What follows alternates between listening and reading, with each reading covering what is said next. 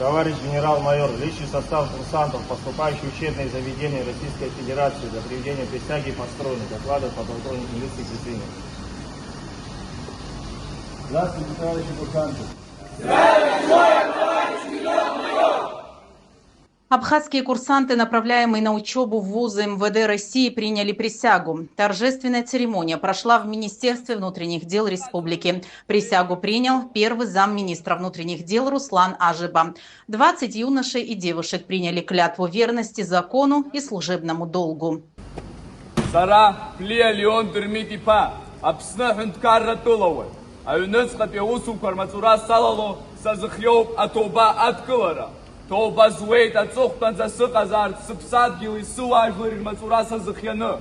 Ишысыхчо псыцкала, фырхацарыла, лейша бзиала, зегрыла сырпшыганы схыша сырпо. Схынткаррис мацурей рыма дерзинко шысыхчо.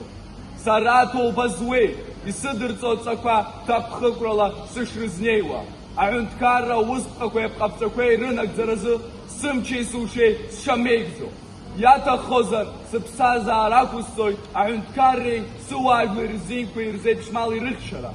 Столбарзным зарзны и лазгар, лаксыдахайт аюнткарра закан инакушен. Принятие присяги является первым и самым важным днем для сотрудника органов внутренних дел. Дав клятву служению народу, родине и закону, сотрудник милиции становится полноценным сотрудником органов внутренних дел, и только своими делами он может заслужить себе авторитет, при этом поднять престиж высокого звания сотрудника милиции. До отправления на учебу юноши и девушки прошли курс молодого бойца на базе Высшей школы милиции МВД Абхазии. В течение 5 лет курсантам предстоит осваивать профессиональные знания, приобретать практические навыки, выработать в себе профессионально значимые личностные качества. На основании соглашения о сотрудничестве между Министерствами внутренних дел Абхазии и России каждый год МВД Республики Абхазия направляет на учебу в специализированные вузы МВД России молодых людей, которые связали свою жизнь с правоохранительной системой.